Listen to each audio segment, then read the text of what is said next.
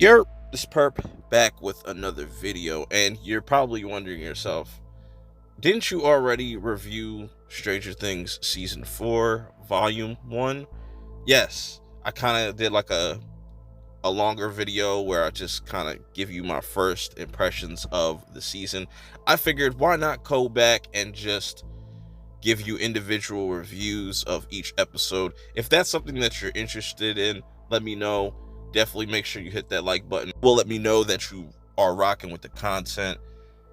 I'm excited to kind of revisit each one of these episodes because now it's it's a lot to digest, and I wasn't able to really speak about everything in these episodes. So let me know. And also make sure you hit the super thanks. If you don't know what that is, it's pretty much like super chats for individual videos. YouTube doesn't promote it, so I gotta promote it. You know what I'm saying? That's there. It's an option. But also make sure you hit that like button. So let's talk about this first episode because I really feel like this was a very, very strong start to the series, man. I want to talk more about this and where each individual character goes and all the little subtle foreshadowing that goes on in this first episode and where everything kind of leads off. It's really dope how everything comes together just off this first episode. Starting at the beginning, where you have Dr. Brenner. You know, he's getting ready. He's into crossword puzzles, which is interesting. He seems like a normal guy, and it was interesting how they set up this this scene of him talking to 10 and kind of making it look like Dr. Brenner is not all bad like we assumed. He does terrible things, but it kind of makes you look at him a little different. They definitely try to make you look at him different throughout this season. But then something goes wrong where 10 starts to peek into different rooms and stuff, and then he hears screaming and somebody ends up dead, and Brenner gets hit with a door. Then he's able to kind of get his wake up from this, and he sees just bodies everywhere. I can't obviously show them here, but he just sees bodies, little kids, and they have to put like a trigger warning at the beginning of this episode because of the whole stuff that's been going on in the country. It's crazy, but yeah, it's crazy. He asks, all you see is 11, and if you've seen the finale of Volume 1, you see you get the context pretty much of that scene, where it makes you believe that 11 was the one that pretty much murked all these other kids and stuff. I love how they set this up. Then it jumps into the current timeline, you know, where everybody's at, and it has 11 kind of reading out, not out loud, but to herself, a letter to Mike. And I like the parallels to this because if you remember at the end of season 3, she was reading Hopper's letter, which is one of the dopest scenes of Stranger Things as a whole. That's my opinion. I don't know how y'all feel about it, but I just like the parallels between that, and she's just pretty much telling her about her experience in California, kind of faking it too. It kind of lying to Mike about her experience, saying she's fitting in. Everything's great here, but it's really not. She's really having like a hard time fitting in here, and it's been what, 185 days that she said.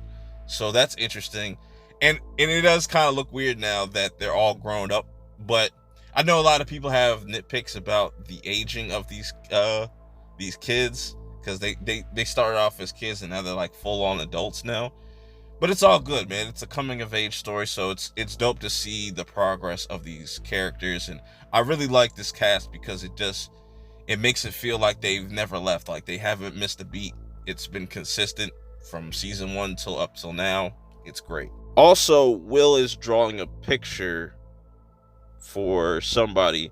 Obviously, they've hinted throughout the most recent seasons that Will is obviously gay.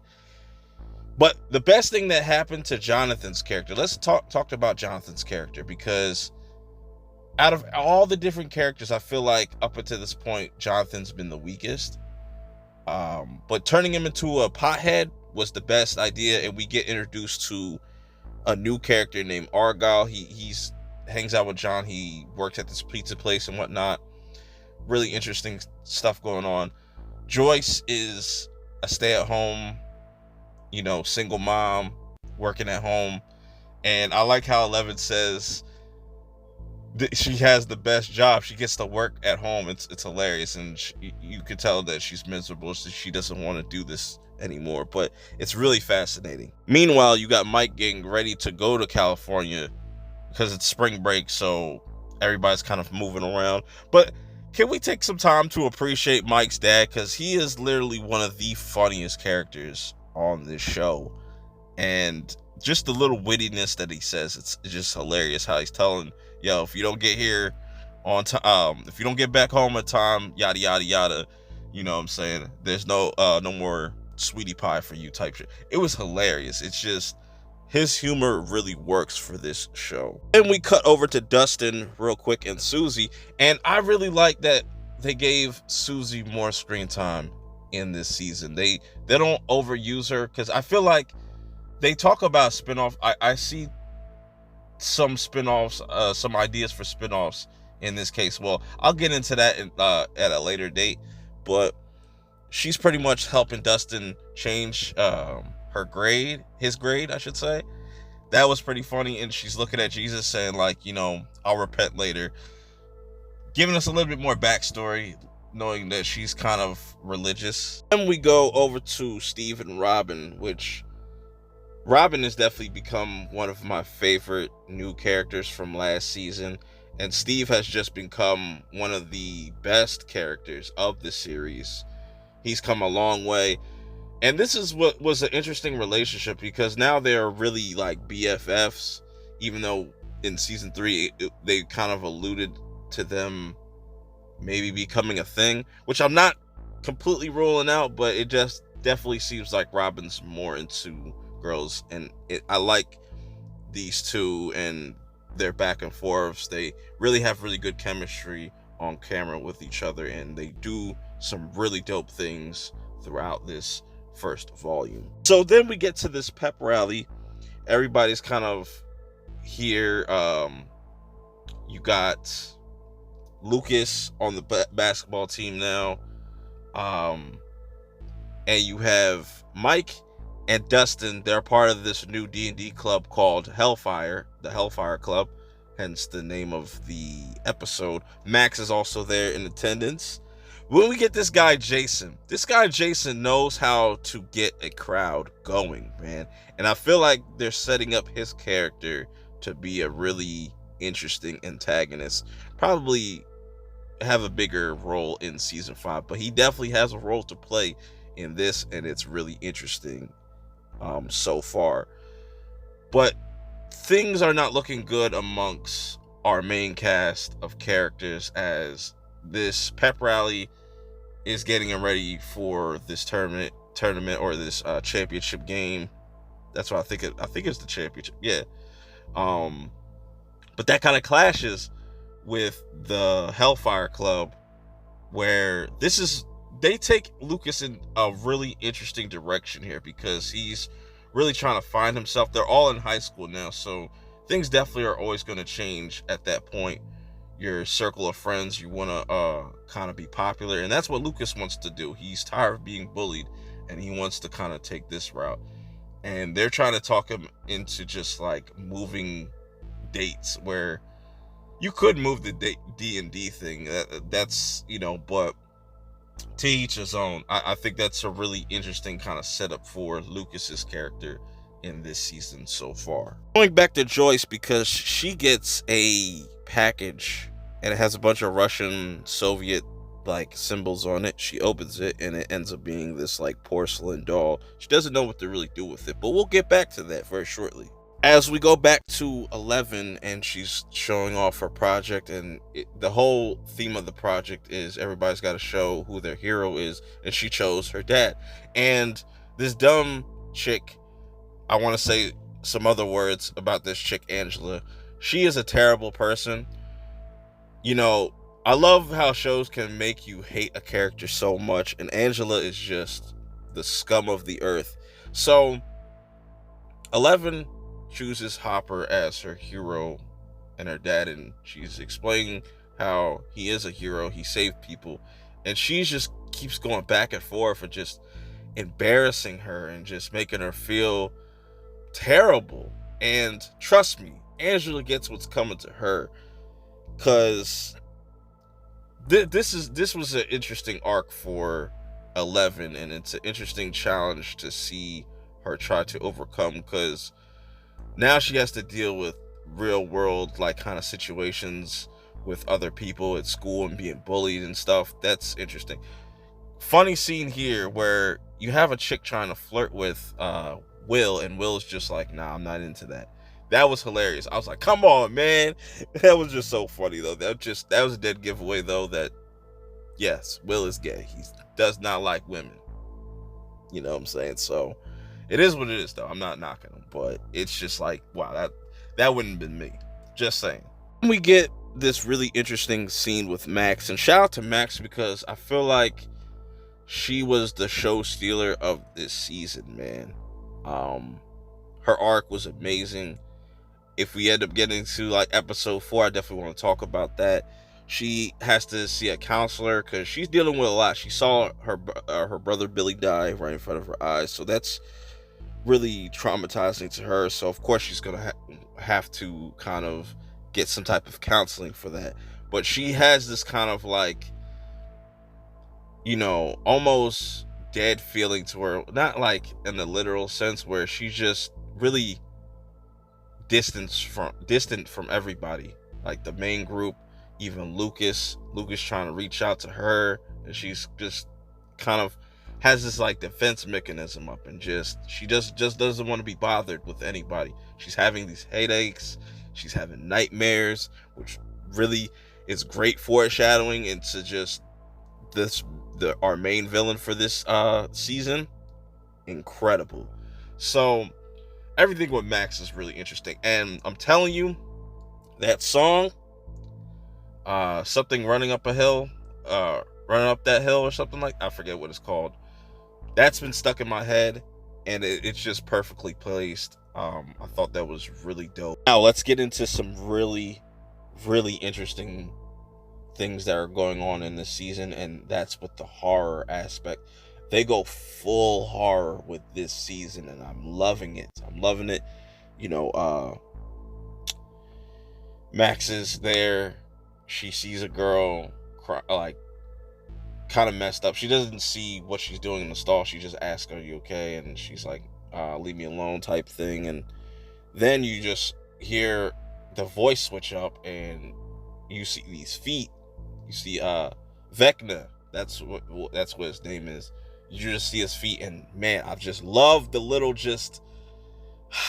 teases they have, just building up to this villain, man. It's incredible. So speaking of new characters, we get introduced to Eddie, and he's the leader of the Hellfire Club, and you know, he likes doing the D&D stuff because Dustin and Mike have to pretty much tell him, like, look, we couldn't get Lucas to join because he's doing basketball. They didn't even consider looking for a replacement. They just wanted to postpone, and he didn't really like that. But let's talk about Eddie, man, because I feel like he's become a lot of people's favorite character. If you just go look on Twitter, bro, it's just Eddie. You know, people love Eddie's character, and I really like his character too because he just comes off really natural. He definitely has that like a young Robert Downey Jr. type of look to him, so I wouldn't be surprised if he's in a Marvel movie in the near future, something like that. But I really like his introduction. It was really dope. So going back to Joyce real quick, and she calls Murray to ask, like, to see if he could help her figure out what's good with this package, what's good with this doll. And he's like, you know, it's probably nothing good that comes with this. And it just becomes kind of silly. Their storyline, like I said, was kind of like the silliest out of everything, because everything else was pretty serious, even though they still kind of threw some humor there here and there. Anyways, we'll get back to that in the meantime. Going over to Nancy and now Jonathan, because Jonathan is out here in Cali. Nancy was supposed to come out to Cali with Will, but that ended up not happening.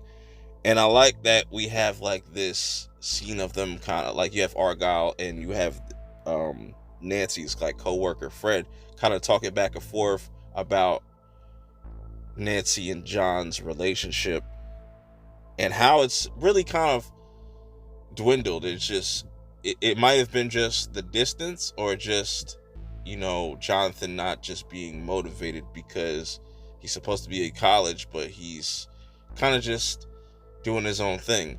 And Nancy is kind of starting to see this.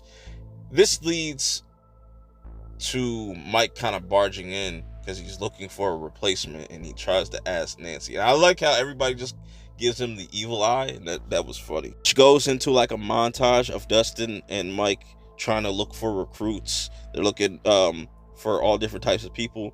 Dustin tries to reach out to Steve, and Steve's just like, no. And Steve is starting to kind of get jealous of Eddie, and I like that throughout the season. He also asks Max, and Max just kind of sarcastically says no, which was funny as well. Ultimately, Dustin gets the idea, forget high school because people are not really into that. Let's go to middle school, which sets up Erica to come in. But let's get to this scene right here because it transitions into Christy going into the woods by herself. She gets spooked when she sees this clock, and anytime you see this clock, it's never a good thing. And the spiders start to come out of it, and the sheer dread that comes from her face is just amazing. It was dope. And then Eddie comes in here, kind of calms her down, and it was a really dope moment because Christy probably had some thoughts about Eddie before she got to know him, and you know, because he has this kind of reputation of being called the Freak. And I really like this moment. That was a really dope moment to kind of make her laugh and kind of get her mind off of what just happened and just being freaked out. Speaking of being freaked out, you know, we have 11. She's really struggling in school. She's getting F's. She can't seem to focus, and she's having a really hard time. And Angela's not making it any better, and she literally like destroys her project that she's really been working on. And 11 tries to use her powers, but she forgets that she lost her powers back in season 3. She's not able to tap into it, and now that leads her to be really, really embarrassed, and now everybody kind of looks at her as the local snitch. Joyce, on the other hand, going back to her, she's able to figure out what was in that doll, and it was a message from Hopper saying he's alive. And you already know that just sparked a lot into her, like a lot of meaning into her life, because she loves Hopper, and to find out that he's still alive, she'll do whatever it takes to get him back. So now we get towards the end of the episode where, you know, they're getting ready for this big game, and on the other side of things you have, you know, the Hellfire Club getting ready for their Dungeons and Dragons game. And I just love the parallels to this, and just how they let Lucas get the winning points and let Erica get the winning point for, you know, them to win in D&D. That was really, really well done. You see Jason taking his last glance at Christy, which is it was really sad. I didn't catch that the first time that I watched that, but seeing it now, it just hits a lot different. And I like the reintroduction of Erica, because her character has been so consistent ever since she has been brought into this series. She kind of reminds me of like a Trudy mixed with like a Rudy Huxtable at that time. Like it's really interesting how they have crafted her character. Finally getting to the end of this episode, you see Max seeing Christy going into Eddie's house, and we'll get more into what Max saw in over the next few episodes. But this was interesting because she came there looking for drugs. She was looking for some Special K. I don't know if that's like Klonopin or some other shit, or probably Molly at the time. That's beside the point. Eddie's looking for this drug, and then it finally hits. We go full horror, you know. This goes full Nightmare on Elm Street, where it ends up turning into like a nightmare for Christy, as you know, she has her mom like sewing something, and she has this like demonic looking face. Goes to her dad. His eyes are missing, his mouth is closed and stuff, and then we finally get introduced to Vecna himself in the flesh. And man, this was straight out of Nightmare on Elm Street. I'm like, yo, give the Duffer Brothers a Nightmare on Elm Street movie, please, because this was awesome. And seeing Eddie's reaction to this and seeing her body just being broken, it's just crazy. And just the sound effects, and it was dope, man. I really enjoyed this first episode. Like I said, let me know how you guys feel about it. This review was a little bit longer than I wanted, but if you made it to the end, I appreciate it. Make sure you don't forget to hit that like button. And also, if you want to hit that super thanks, and that would be really dope. That would help out the channel. Also, check out my new merch. You'll see that in the community page as well. Till next time, I'll see y'all in the next one. Peace.